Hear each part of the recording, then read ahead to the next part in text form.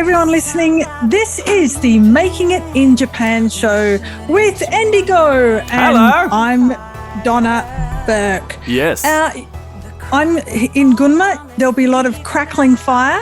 Where are you, Endigo? I'm in Tokyo with not as much crackling fire, but way more LED lights and stuff. Right. And this is, of course, the Halloween special.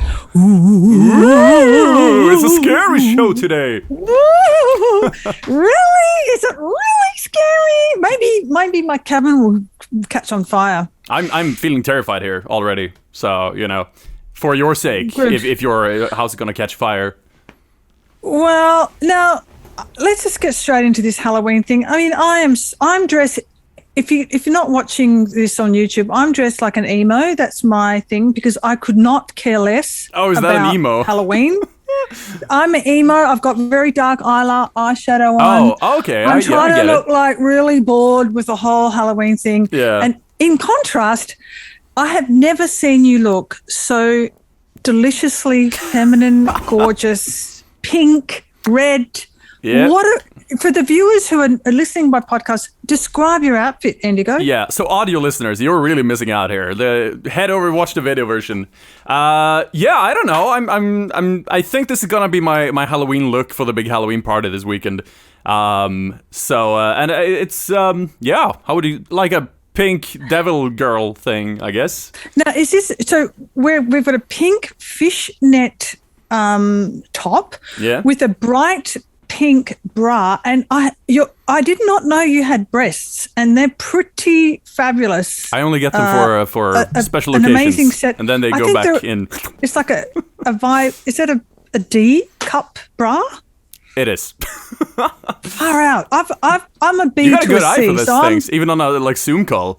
Woo! And then you've got a beautiful red corset with a red tulle thing. You've got a bright pink wig. Like, is this a new wig? Oh my God! Yeah, it's entirely steel boned. So it's like. Yeah, it is a new wig. I had one just like this 2 years ago, but I got really messy after a while, so I got a new one the other day, and it looks a little bit more red. All of this on camera, it's more of a dark, kind of neon, dark pink in real life. Yeah, hot pink we call hot pink. So, yeah. This podcast is sponsored by Hottie's, and Hottie's signature, Hottie T-Pad signature color is hot pink. So you could be our new mascot. Yeah, that's what I'm going for. I'm looking to move up in the world, You can go out in that really sexy outfit and stick some Hotties down your back, and you wouldn't have to wear an overcoat. Yeah. In fact, you could stick some Hotties under your breasts. Yeah, I guess. That's a good way. I mean, Tokyo is getting colder. It's 19 degrees today, so could work out pretty well. So let me ask you, because I'm so curious, why are you dressed as a sexy woman, and how does that make you feel? I don't know. I just like the style, I guess. I've always been very intrigued by, I guess, drag, but before I knew what drag was, to make a long story very short, I discovered when I was a teenager living back in Sweden something called visual kei, which is the Japanese, I guess, equivalent of glam rock. So it's rock bands, rock musicians who are dressed extremely flamboyantly, sometimes extremely feminine, as like punk girls, stuff like that. I thought it was the coolest shit I'd ever seen back then, and yeah, I guess I came from that kind of end. I just think it's really cool. I love the style. I think it looks nice. So visual K, though, they wouldn't be putting breasts on. I mean, some of them do. They'd have full makeup. Yeah. Some of them do. Yeah, most of them don't, let me be very clear. But some of them do, yeah. But within, like, Western drag, though, it's very, very common. And are your breasts jiggling? They are. Can they jiggle? Not really. A little bit. No. But, nah. Just a little bit. Nah. And I once wore a push-up bra that was called like 2 sizes extra, and I had massive cleavage, which I normally never have. And then when I went to reach across, my boobs, my padded bra got in the way, and I thought, oh, this is what it's like. Now, when you try and reach across, and your boobs get in the way, can you give us a demonstration? Sure. I could reach for the pop filter. No, with your other arm, yeah. And it squishes on your boob, doesn't it? A little bit. If I grab my computer mouse here. like with both arms. It's like, and then you get cleavage. So anyway, Yeah. I put this bra on. I didn't get anything done for about 2 hours because I was just like, this like, is what women who've got breasts were you feeling your feel like. female fantasy? Female fantasy, I think my 12-year-old fantasy for sure, because one of my nicknames, well, my only nickname was Flatsy. Flatsy, oh no. So I haven't had proper boobs since I got my first jiggly boobs when I was about 35. When I went on the pill. So like I do have a bit of a thing for boobs. Okay, cool. Yeah, I remember you did the cosplay video where you were gonna do the quiet cosplay, and like I just a year put ago. some socks down. Yeah, had like to put some massive ski ski socks. I remember. I was like, what the? But it did the trick. You know? It did the trick. Yeah. Yeah. So and does it lift your mood looking so gorgeous? I mean, yeah, sure. I'd be lying if I said it didn't. I enjoy looking good, don't we all? And I guess, this is a style I think looks nice. So, yeah. I think you look gorgeous. Sure. Now, I find drag queens have inspired me as well in my life to wear more makeup. And because when I wear more makeup, it does lift my mood. And sorry for people who think that's really, maybe eating cake lifts your mood or going for a bushwalk, but wearing makeup and then catching at home for no reason and catching yourself in the mirror, like, oh, I look pretty good. Yeah, it's a mood. Yeah, no, I definitely relate to that for sure. It's cool. I mean, I don't walk around like every day when I'm alone, just working in my office, like dressed like this all day. Are you going to pop down the shops dressed like that? Down to the conveni? Are you going to pop down to the conveni? I have done it sometimes when I'm already dressed. Like if I'm doing a YouTube video or live streaming and I'm like, shit, I need to go get whatever. Because I live really close to like a family mart. So it's happened, but I've no plans to do it today. Why?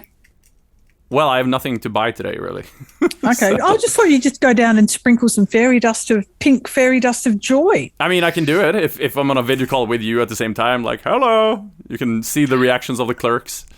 Would you do a Cool Japan episode just like that? I mean, maybe if they specifically requested me to. You just leaked my announcement for later in the show, by the way. I didn't leak it. Christ. I just torpedoed it into the Jesus Christ show. That wasn't a leak. That was a full-blown like ship sinking at that point. Yeah, no, for sure. I mean, yeah, I would. When I applied for, I guess the cat's out of the bag now. When I applied for Cool Japan, the picture I sent them was in full drag. Like that was the one profile pic. And then for my audition, I went with a lot of makeup, but my normal like pink spiky hair, not a wig. And I don't know, they liked me. So, if they wanted me to, I would do it for sure. But I wouldn't show up like unannounced on set one morning like, hello. And they're like, okay. So, with a little heads up, maybe. Could be fun. It's fun. It just brings joy. And I do see some really negative comments on YouTube. Sure. Like, well, I thought that person was a woman, but it turns out they're a man. Oh, you've been reading my comment sections? Yeah, people get really sort of annoyed and upset. And why do you think that is? Rather than being like, oh, isn't that fun? They're like, that's wrong. Yeah. To be fair, the majority of people are really like happy or supportive, or I get a lot of comments every single day and messages from people who are like, oh, thanks to you, I got the courage to do something myself or like express myself or whatever. And that's like, that is so, that means everything, good. That's great. But of course, yeah, there's always going to be haters, whatever you do. And especially if you're rather provocative, like one might say I am. But I'm like, whatever, There might be their own insecurities or whatever it might be. They might be raised with strangely strict parents. I don't know. Whatever the reason, it's weird for them to be weird. It's funny, seeing your lovely cleavage. I once went to an event, a charity event, wearing a push-up bra, and my boobs were this sort of, and I got a lot of men looking at my chest, and So I got the experience of, wow, this is, again, what a lot of women who have a beautiful chest have to. And I didn't feel comfortable because I think I do it I'm comfortable doing it for a joke, but I don't want to. I mean, maybe because I'm just so goddamn gorgeous. I mean, probably that's it, you know. Sure. But I thought I just don't want to. Now that I've got a nice chest, I don't want to show it off. What do you think that's? I don't know. I mean, again, I can respect that. There is a valid point of like not wanting to, because it's like it's your privacy and like maybe saving it for when you want it to be the focus in some situation. But when you're there for another purpose, if you're there to work or to work out or wherever it might be, and focus gets distracted from that to just your chest, when that's not your idea, then it's like, okay, this is a waste of my time, you know? So, I mean, I'm clearly going for a very specific look here today, but you look gorgeous. If I would like wake up like this every day and not be able to do anything about it while trying to, I don't know, work at McDonald's, you know, that might be bothersome, you know? Yeah. So it's fun. Okay, so Halloween, why the hell are we doing a Halloween special when I could not care less? You know, what's the point? I just Googled Halloween in Sweden, and you guys didn't even celebrate until the 1990s, which shows that you're just like Australia. We are America's patsy. Whatever they do, we have to follow. Sure. Why should we? But Donna, there is one key difference here, and that's the fact that I was born in the 1990s. So when I was a baby, Halloween already existed in Sweden. So in my like timeline, Halloween has always been around. It's like Christmas, you know, in Sweden.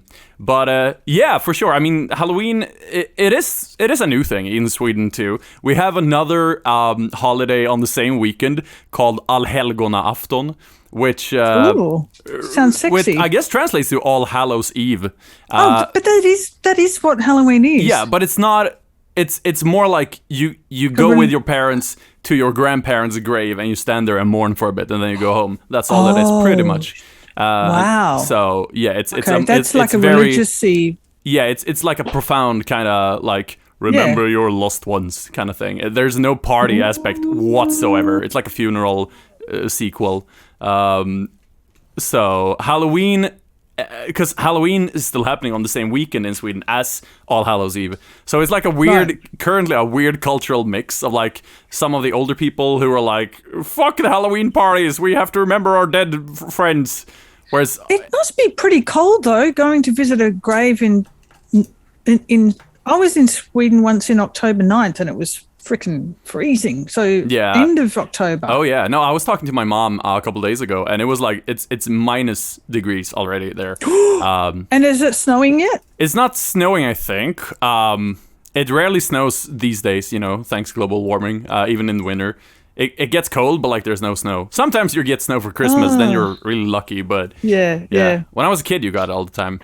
But I mean, I like Halloween. You know, I went trick or treating as a kid, wearing like outfits, like devil horns. I guess I haven't changed much. Okay, I got bigger boobs. That's all. What is it like as a kid to go trick and treating? Tell me, how does that feel? Sure. Well, for me, I went with like the first time I went when I was really small at my old island outside of Stockholm where I lived. It was like me and 4 people, and we all got our costumes from Buttericks, the local jokes shop, and you know, we just went, like, it was fun. It was like a quest. It was like you were the RPG party. Like, we're on a mission together, all of us. Like, you have the wizard, the sorcerer. It was kind of like in Stranger Things or any of those 80s movies when they do trick-or-treating. Cool. So you're on and then you have all your little pumpkin-shaped buckets that you all fill with candy, and then you compare and you share and divide. Like, okay, you got 2 of those chocolates, I got 1 of these gummy things. I'll trade 2 of these for 1 of those. Okay. And what's the trick thing? I don't get that. What, did you ever get tricks? We never did tricks, I think, as far as I can remember. You like, and they open and you say trick or treat. Usually you get the treat. You get some candy, or maybe sometimes like there would be some people, you open the door and it would be like an old man like opening, and he would see us and he would go, oh, and then close the door again. So like thinking we were like actual demons or something. Then there were like the odd, like I remember when I was a bit older, like a teenager, me and a couple other teenager friends, we got really decked out one year. A friend of mine wrapped himself in toilet paper all around and sprayed fake blood on it, so he looked like a weird mummy thing. But we were out by my friend's like house in like a little area, And we knocked the door, or like rang the bell on it, like a huge fucking scary, like looked like a haunted mansion almost. Like, and a man opens, and we're like, trick or treat. And he starts yelling like angrily. Ooh. And we're Ooh. like 14, 15-year-old, like 6 people. And this guy's like 40 plus, like bodybuilder. And he's like, how dare you enter my fucking garden? I'm gonna kill you if you don't leave right now. I'm gonna call the police. Yeah, we were like, he's like, never do this again, you sons of bitches. And we're like, okay, goodbye. It's okay, we don't need the treats, it's fine. We won't trick you. And then we just ran like crazy. And that was one of my friend's neighbors, so probably she had to like deal with him the next day somehow, but I never heard of what happened, but yeah. So basically the trick and treating, there's no tricks, it's all treats. We never did tricks, but like typically in the movies, what they do is like they throw eggs on the door or like wrap the house in toilet paper, stuff like that. Oh, I see. So I thought that when you open the door, when the people's house that you're opening the door could trick you. Oh, like they have to like do a magic trick they for can you? Give you? Oh no, they give you fake candy. Give us candy or rocks. do a magic trick. Okay. Or poison or something. Well, why would you say like? Why would you invite that? Like trick or treat? Like give us candy or give us poison. Your call. I've learned something new. Now I understand. It's more like give us candy or get me the candy penalty. Or I'm gonna. Oh, that's not very nice. What a terrible. I mean, yeah, fundamental, it's blackmail, you know, pretty much. It is blackmail, yeah. Teaching children blackmail. Yeah, for sure. Well, I'll be writing a letter into the local newspaper to complain about this. I can tell you, it's just corrupting our young people. The Asahi Shimbun will be happy to hear from you, I'm sure. Okay. I don't think trick-or-treating is such a thing in Japan, though. I haven't, I mean... Oh, no, it's big now. Even trick-or-treating? Like, if I get somebody knocking on my door, like, ding, ding, trick or treat, I would be like, so... I think what they're doing is, like, the local school will plan ahead so that the parent and there's usually really little kids, like 6, 7, they plan ahead and they know exactly which house they're going to go to. It's all planned, ding dong, trick or treat. And so it's...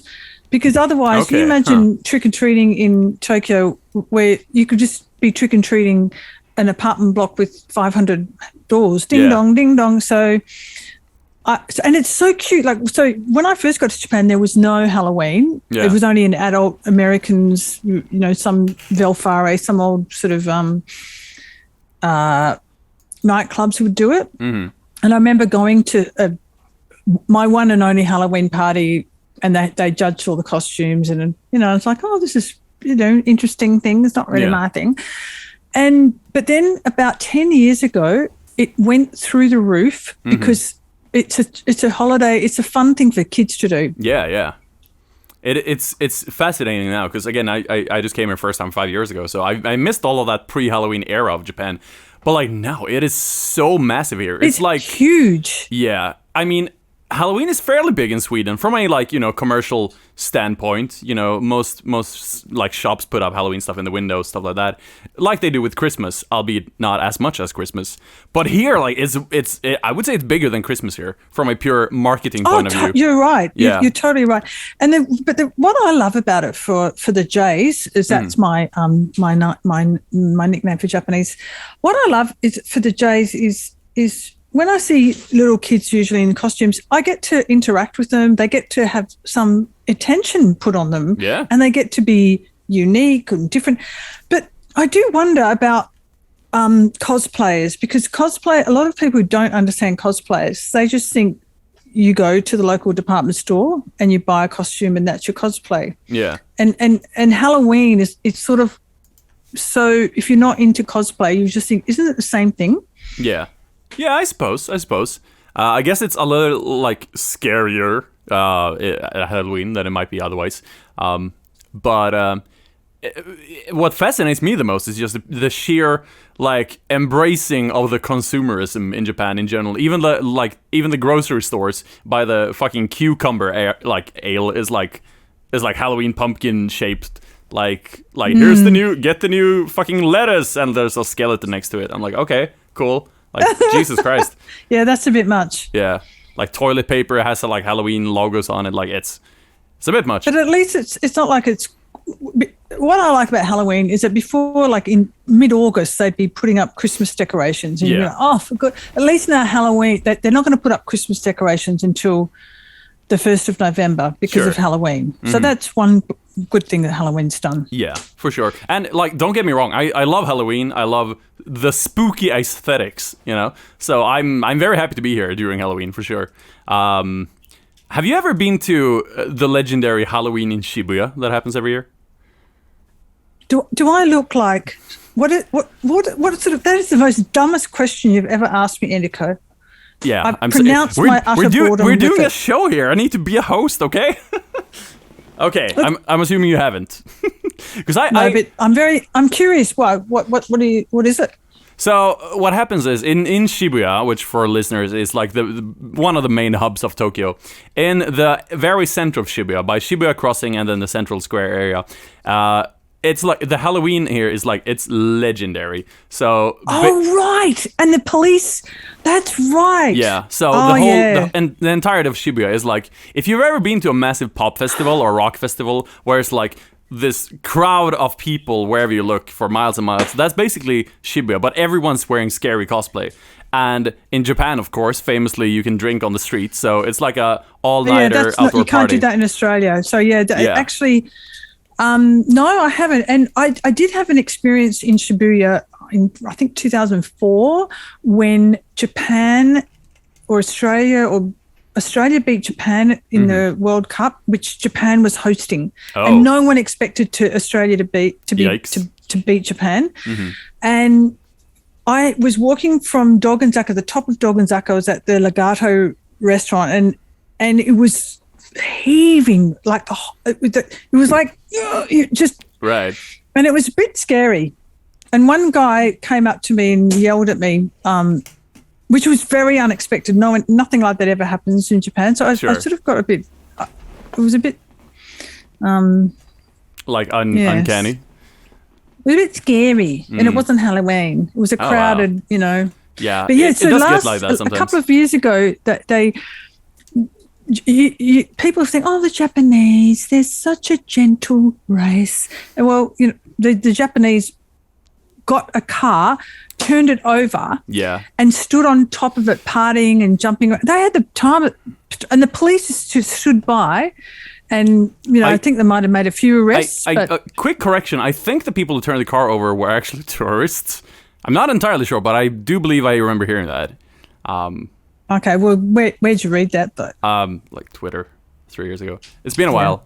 I might be wrong. Let's Google it. Let's have a fight later about that. Yes, let's do it. But the result from that, either way, is that since that happened, which I believe was in 2018, maybe. Yeah. Since then, partying in Shibuya is basically banned. It was entirely banned for 1 year, and they're doing it again. That was because of COVID. I mean, COVID surely didn't help matters. But in 2019, it was like, there was a capacity for how many people would be able to go, and they imposed a drink ban on the streets, which is like crazy, unheard of in this city. So yeah. So thanks, car turners. Yeah, but I think that the whole spooky thing about Halloween is also like, I have Halloween nearly every day of the year. I have the horror of, like, for example, today. Yeah. Beautiful new cover on my quilt. Mm-hmm. A nice vomit from Archie. Oh, nice. That's a horror. Or stepping into vomit with a barefoot feet, or like, so every day's potentially a horror fest in my life. Nice. Thanks to cats. Yeah, fair enough. Who needs Halloween when you got cats puking on the floor? That terrible smell that could have been from an evil spirit, but no, it was from a dead, dehydrated mouse that had been chased up the sofa and that couldn't get out.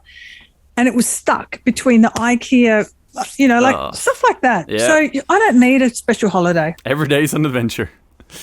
Yeah. All right. Fair enough. Good point. I currently don't have any pets who can, vomit or put mice in my house. Put a mouse in my house. So I have to celebrate Halloween a little bit to get that fear. I noticed that you are in a different place. And you've got a beautiful vomit-free pink carpet behind you. Is that a new seat? Is that a new... Yeah, so this is actually... Thanks for noticing, Donna. This is my actually brand new as of 3-4 days ago. Brand new studio office room. So we got a lot of new stuff here. Looks First so of all, we have gorgeous. We have a new lamp over there, shaped like an eighth note, neon pink. Got a new chair. Yes, thanks for noticing. New like gaming chair right here. It's so cute. It is. It's pink and it's pink and white. Is it super comfy? It is, for sure. Let me. I just love how cheerful that is. So, for example, if you sit in it like this, okay, audio listeners, this is something you're gonna miss out on. Yeah. I can do that too. Oh. No, not as good as you. That's. Why do you need to do that when you're gaming? I don't know. If you got the projector in the roof, like in the ceiling, gaming like this, I guess. So yeah, and then of course, new carpet, which is you can't really tell on the camera, but it's super fluffy, and some new shelves, and I don't know. Bright pink makes me happy, I guess. So talking of carpets, I just bought a thing that goes under the carpet, and it's called a heated carpet, and you just switch a button on, and especially when you're sitting on a computer all day, having a heated carpet under your feet, having warm toes. So, and the cats love it. So if cool. Okay, maybe I should get one of those. I love it.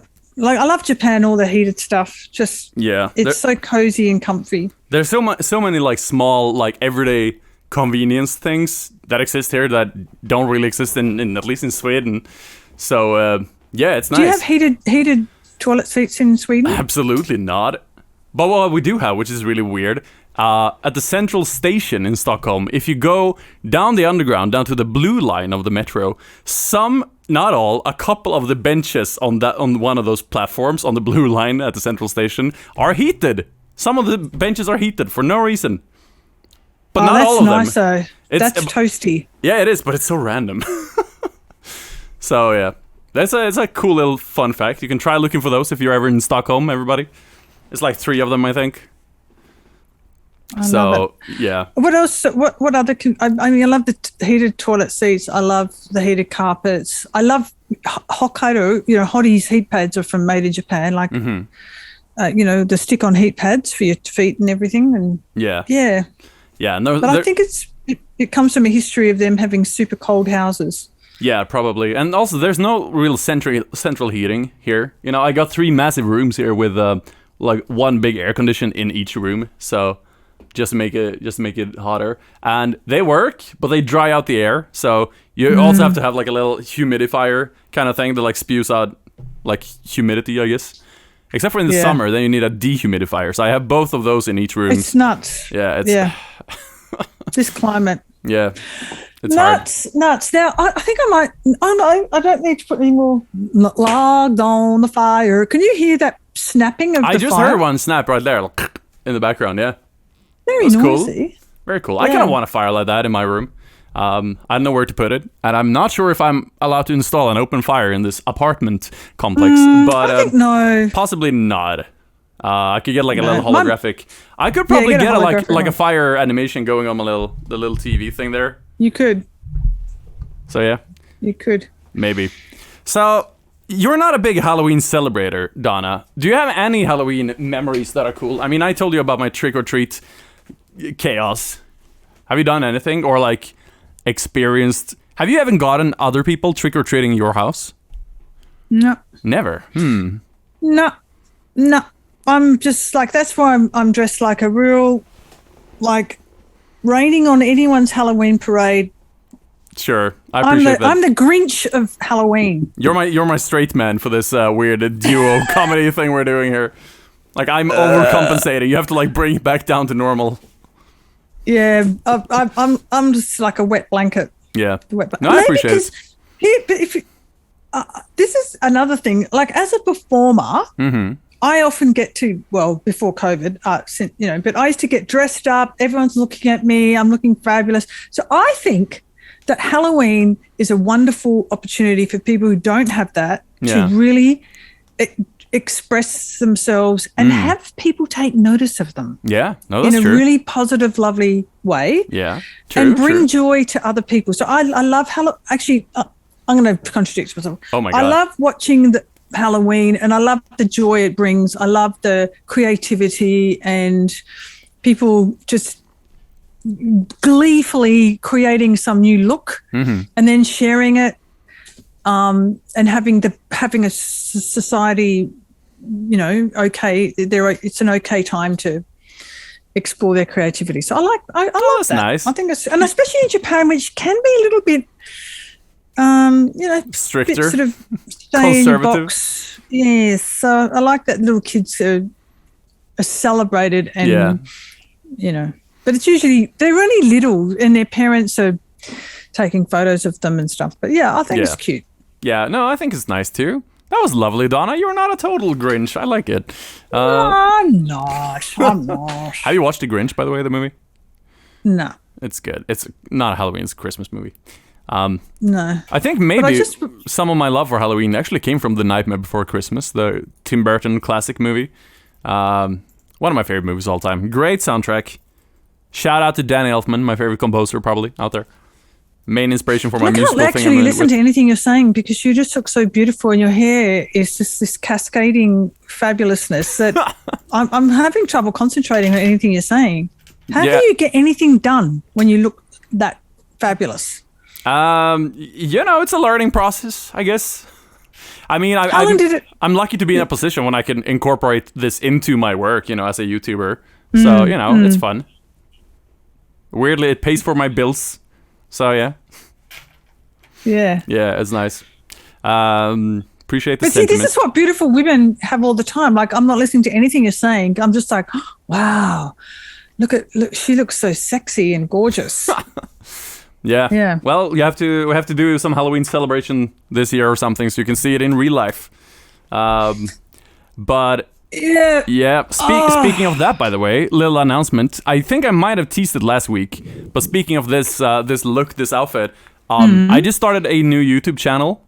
That is right. as of I believe today, as of this going out. I think the first video is out. The channel is called Endigo Pink, and it's since the Endigo main channel, it's basically just become my music channel these days. And this channel is for everything that's not music, because I have a lot of other interests too than just being a musician. What are your other interests, apart from me? And asking you how the cats are. They're fine, thank you. How many minutes into the interview? How many minutes into the interview before you asked that? But anyway. No, I mean, I love... So, Endigo Pink. Yeah. What things are you desperate to put out on... Desperate. I mean, for me, it's just I just like making videos. I like editing. I like filming stuff, and it's just a hobby I've always had until it became my job. Weirdly, with YouTube. But since I'm only doing basically music videos these days on the Endigo channel, there's a lot of content I can't really do anymore that I've always done. So this is gonna be where I put all of that stuff, and I'm gonna be I'm aiming to be in drag always on the channel as like the brand. But it's gonna be like, for starters, my vision is just to do like random stuff, hanging out with the community, like vlog stuff, maybe some gaming, some Q&As. I'm gonna do a makeup tutorial. A lot of people have been bugging me for that for years. Yeah. And I'm announcing, I think I put up the first video today or yesterday, which is like a little introduction, in which I announced that I'm gonna do a like drag fashion style Q&A, because there's a lot of like, I get a lot of questions about everything. So I'm just gonna do one long video where I answer all questions from everybody, like how do I do this? How do you do this? Stuff like that. I'm no pro, but I can tell you how I do things, you know. So I guess. What is the most fundamental thing that people don't understand about doing good drag? Good drag. Great question. I think the one thing I can point to that a lot of people at least underestimate the importance of is something contestants of RuPaul's Drag Race have dubbed proportionizing, which yeah. So for example, there's this one contestant on there. Her name is Eureka. She's super tall and really kind of big body. Her nickname is like the Elephant Queen. So yeah, but like it's her own, like she has a rap song about that. So okay, so she's owning it. yeah. Oh, 100%. But she still pulls off these crazy good-looking silhouettes. Because, like, even though she's really tall and really wide, she still knows, like, the proportions of, like, shoulders to waist to bum. And me and Maya went to see her live in London once, and she's way taller than I am. Like, she's massive. But on a distance, like, she looks great because she proportionizes everything so well. And no matter your body type or how tall you are, how short you are, how big you are or not, whatever it might be, as long as you just take that into account with your body and your face and everything, you can still create whatever look you want, basically. As long as you are a little creative with it, you know? And that's, a lot of people don't realize that necessarily when they're starting out, so just a little tip. So it's not so much your face, you're talking about your whole look. Well, your face too. Different things you have to take in mind for whatever part of your body you're aiming for.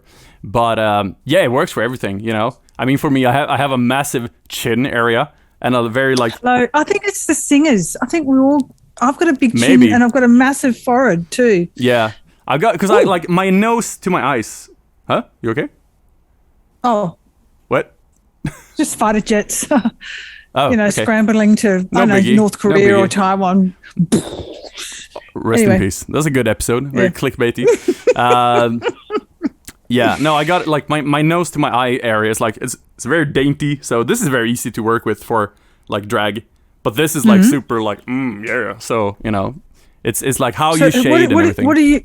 Oh, so have you got shading on now? I don't now. I kind of usually don't. I could do it, and it can help to create like a rounder illusion. Usually, I just don't care because I try to like put the hair in certain angles to make it look better. So yeah. One thing that's interesting in living in Japan so long is that they really their ideal beauty is a pointed chin and no like not a strong jaw. Yeah. And sometimes when I've gone for beauty treatments, they're like, oh, we'll slim this down. I'm like, no. Why? No, thanks. I like it the way it is. Yeah, yeah. It's interesting how people have the different looks. Yeah. Like but what's your most fundamental, most important thing? Is it the eyes? Is it the lips when you're doing your makeup? Oh, 100% the eyes for me. Whatever it is I'm doing, even if it's not drag, even if it's just me with like on TV or on YouTube, the eyes are, for me, it's like everything. So like eye shape, colorization, circle lenses, lashes, all that. Like if I just do the eyes, I can still make a look good. Whereas if I skip or like take shortcuts with the eyes, like everything else is just gonna fall apart. I think YouTube. Did you follow people on YouTube? Because I watched this woman once, and I learned so much about how to do makeup. Mm-hmm. Are you following people as well? I don't really follow any beauty channels or beauty gurus as they call them on YouTube. I watch a couple of them, but I don't watch their actual beauty-related videos, like people who do all types of content. You more watching RuPaul to get? Do you get ideas from that, or? I do sometimes, yeah. But mostly my inspirations come from like Instagram, just or friends I have, because I have a lot of friends, especially online friends, who are very talented with makeup or with looks. Shout out to Juicy Boy TV. Who are like so good at that kind of stuff, and I'm like, there's a lot here I could like learn or incorporate. RuPaul's Drag Race and Dragula, the other show for the matter, they're great for like fashion and styles, but makeup specifically is like Instagram is such a gold mine. So yeah. So do you have a drag name? No, are you Endigo? No, I'm just me. I'm just Endigo. The Why thing is that? Because I would have thought you were called like Kitty Fandango. Or something, the thing is Donna, and this is what's so hard to explain to anybody ever. I'm not a drag queen. I never came from the drag point of view. I was doing what I believe to be, visual K for and like dressing up in that way for like years and years before I ever watched an episode of RuPaul's Drag Race. So I'm just Endigo, and I'm just myself if I put on a pair of pants or a corset and fake boobs and a wig, or like no wig, or I don't shave. It's still me. So me.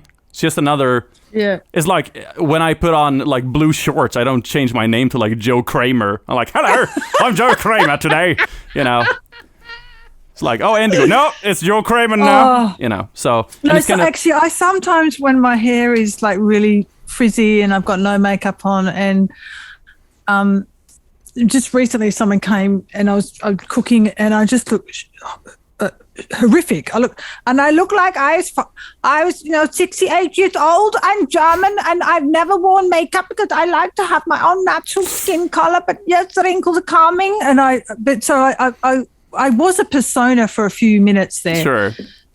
But I think that's more. That was not something I'd want to reenact. Whereas, this look that you look so fabulous. Thank you. That's like your superpower. Yeah, I guess that's a way to put it, I suppose.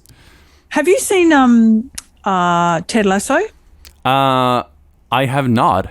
Still, I believe you asked me before, and I still haven't. It's on my list. It's a great show. There's a character in it called Roy Kent. Mm-hmm. I'm fucking Roy Kent. And so before it used to be for women to try and get in touch with their power, they'd be like Wonder Woman, they'd do this. Now I just like, I'm Roy Kent. You're Roy Kent. Fuck it. I'm going to fucking do it. I'll call him now. And he just exudes this incredible Cool. confidence. Love your British accent, by the way. I'm fucking Roy Kent. I had so many school teachers who were English or Irish, and that I spent my whole life making fun of them. Sister Cecilia.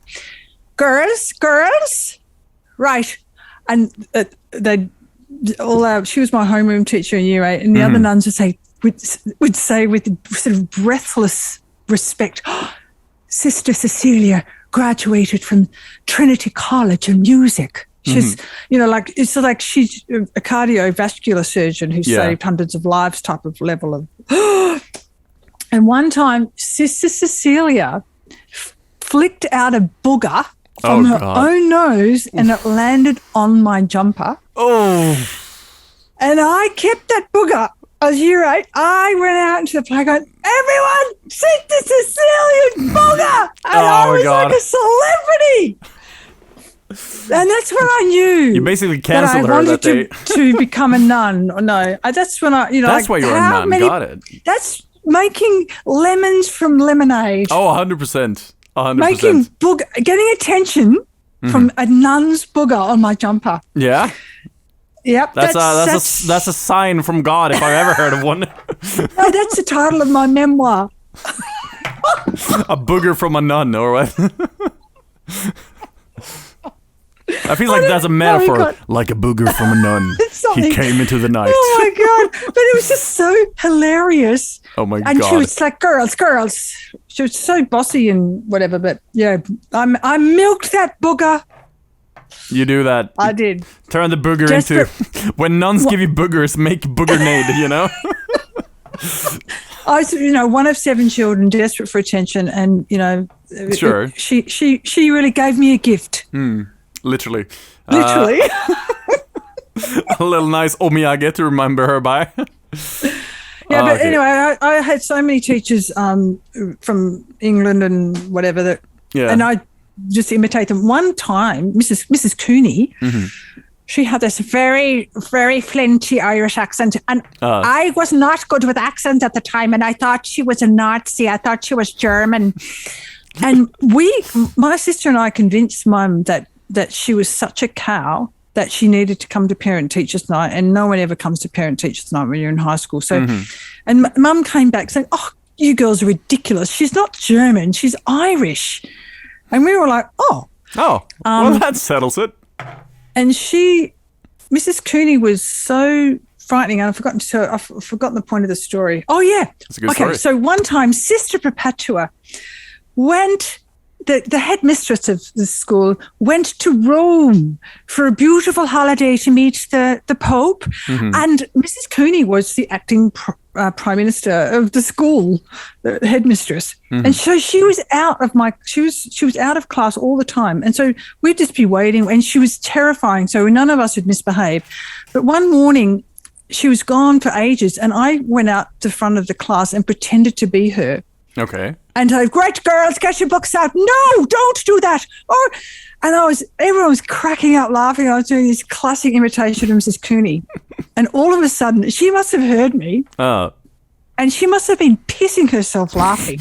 Because all of a sudden, you didn't hear her footsteps on the concrete outside. Sure. The sliding door opens up. I run back to my desk and I'm like, I'm like in deep shit here. Yeah. Anyway, she just said, okay, and and I knew that she must have was giving me a pass of I didn't get in any trouble. Fair enough. And good job. And later on, I worked with her husband as a teacher, so that's another story for another time. So it came full circle. Cool. I guess that's a sign that you were meant to do accents for a living. I guess. It was. Do you do quite a few accents, though? Poorly, yes. But well, the other day I said Irish, and you went, Irish. Irish. No, I can't actually do it. Why can you do an Irish accent? Go on. I can't do an Irish accent. I really, really can't. I have this running joke with Maya. Shout out, because she like. I think like her dad or something made a DNA test and find out that like he's actually 10% Irish, which so now she's like, I'm actually Irish. 10% Irish. Yeah, so now she's like, it's a running joke that she's like, I'm Irish. So whenever we walk past like an Irish pub, she's like, oh, my people. You know, I'm like, you're like 0.5% Irish at best, Maya. She's like, yeah. So yeah, we do a lot of fake Irish accents at home, but I couldn't do one to save my life if I got a job offer. You can do an American accent. I do. I try to not sound Swedish. That's what I'm doing. I have the YouTube accent going, I guess, rather than a proper American. I used to sound crazy Swedish when I spoke English, and I've been crazy Swedish. Can you give us what are the classic mistakes that people do? Like, for example, let me do my Swedish accent, and then you can critique me. Hello, my name is Donna Burke, and I'm from Sweden, and I like to eat lingonberry cordial and go to IKEA and have the nice Hegel time. Like, the thing is, like, it's so far off, I can't even start critiquing that. Like, it's like if you're like, hey, I'm gonna play the drums for you now, can you critique my drum playing? And then you bring up a tennis rack and start playing tennis. I'm like, I can't even start critiquing. That bad? It's not. Yes, it is. Why do we all think that hootin' tightened heatened? Because, like, typically in the past, like, if you watch old movies, there's a lot of very stereotypical, especially Asian fake accents in all these old movies. People who are, like, doing Chinese, you know, stuff like that. And Sweden is the same. That's because you have the Swedish chef on TV, and he speaks kind of like that. And Swedish people don't speak like that at all. It sounds to me closer to, I guess, a little bit of Norwegian, but mostly like weirdly fake German, you know? So, yeah. Actually, I know one of my neighbors up here is from Norway, and he actually does talk like this. And I don't like the road. Its condition of the road is not so good. He does actually talk like that. This is immediately better than what you just did. Okay, thank This you. is immediately closer to pure Scandinavian. Yeah, for sure. Shout out to Tom Isatorp, who doesn't even know what a podcast is. So I know he'll never listen to this. Shout out Tom. My man. Yeah. So what was wrong? What can you speak to me in English with your Swedish accent? Okay, I can try. I actually have a hard time doing the. Okay, cats. I want you to talk about Archie and Nelly. Okay, let's talk about Nelly for a little bit. So what do you want me to say about Nelly? What do you think of Nelly's fur color? Do you like that? I really think Nelly's a cool cat, as we say in Sweden. The fur color, It's very beautiful. My problem with all of your cats, Donna, is I have a little bit of a cat allergy. So when I meet any cats at all, even your cats, but also the cats I used to have back in Sweden at my mother's apartment, I get a little bit of a runny nose and a little bit sneezy. And it's a little bit of the runny nose. And so I'm going to talk in the Swedish accent just from talking about Archie and the Nelly. Yeah. And what's wrong with this Swedish accent? I think the main issue is you do the Swedish thing or the Scandinavian thing. No, it's too much. Is that thing? I guess there is a little bit of that. There is a little bit of that in Scandinavian speaking. But what you are missing, and not just you, but most people who try to do Swedish accent, is the individual words to make the English words sound like Swedish words in this way. Not just the but actual words themselves need to be pronounced like the Swedish words are pronounced. Pronounced. You sound a little bit from South Africa. Every word is it's correctly pronounced. South African English, strangely, is kind of close to a Swedish accent in a weird way. Well, in Australia, like if I wanted to tell people how to talk Australia, you just keep your mouth really small. Because flies might go in there. And Australia. Yeah. So that's how I teach people to do Aussie. So if you wanted to teach people to do Swedish, what you're saying is enunciate every word. I suppose and put a tiny bit of hidden in there. These are your words, not mine, but that might work. These are your words, not mine. These are not my words. These are your words, Donna Burke. I think a Swedish person would immediately tell that I'm actually Swedish and you're not. So yeah. I'm not trying to appeal to a bloody Swede. I'm trying to appeal to non-Swedish people. Oh, so we're just the butt of the joke for you. Got it. Check. Yes. In this. Yes. Let's not mince words here, Donna. Let's not mince words here, all right? No, I think I've learned something from this. Mm-hmm. Cool. And thank you for sharing your funny Swedish accent. Now, I think it's time to pretty much wrap up. Yeah, sure. We have a special guest coming up, but we do not want to share who that guest is because they're a very busy person. I spoiled it's a she, so oh my God, that takes away half the global population. She's a very busy person. Yeah, very busy person. Very busy person. No, yeah, she's cool. She's probably gonna be on the next episode, hopefully, if everything goes well. She's cool. I have never met this person in real life, nor have I really talked to them, I think. Maybe on Twitter, but not anything else. What can you tell us without spoiling who it is? Can you tell us anything? I'm really looking forward to hearing what this person is up to. This is one person who's made it in Japan, and they've now gone on to more success in their home country and on a world stage. So that's what I'm really excited for, to hear more about that, and how a lot of people. You know, there's a joke. You know, she's big in Japan, like she made it in Japan, as if it's a very low bar here. Sure. So I'm really excited to see her start rising. Mm-hmm. Yeah. So that's all I'm going to say. Yeah, I'm excited to hear the stories from the slow beginnings, maybe, of being a baby to the superstar she is today. So yeah. So always cool to hear a good journey. So yeah.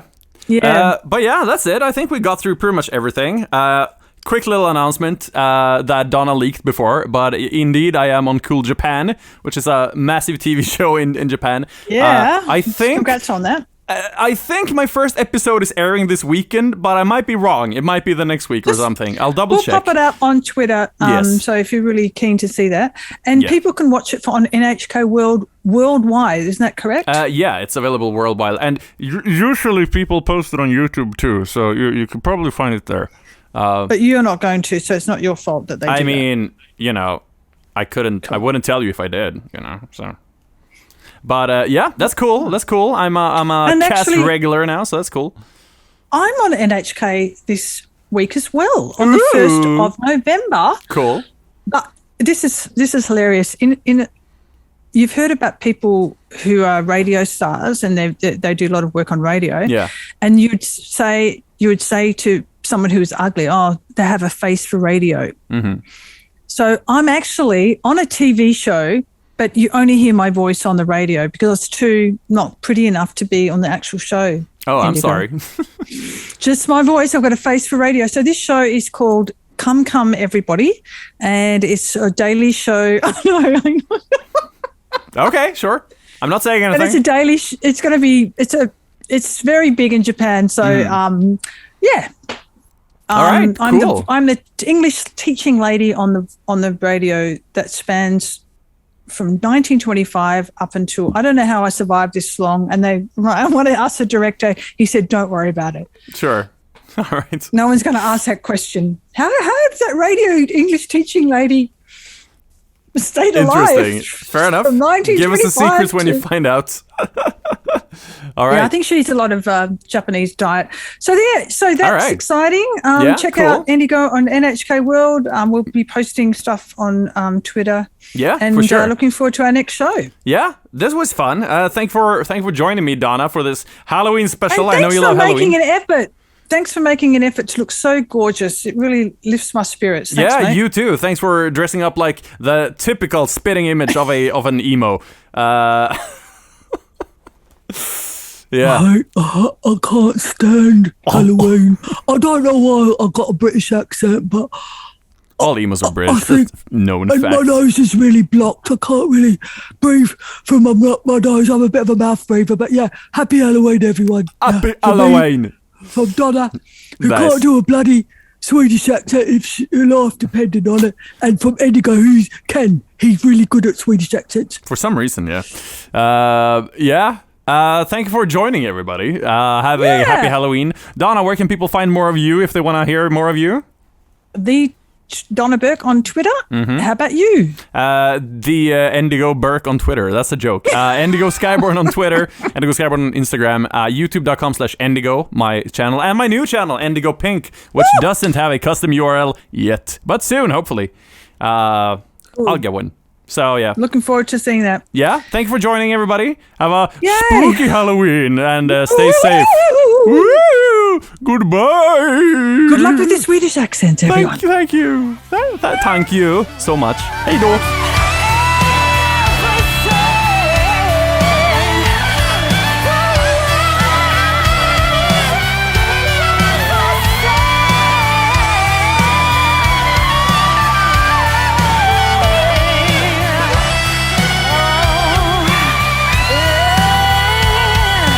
Har vi vinter, very cool.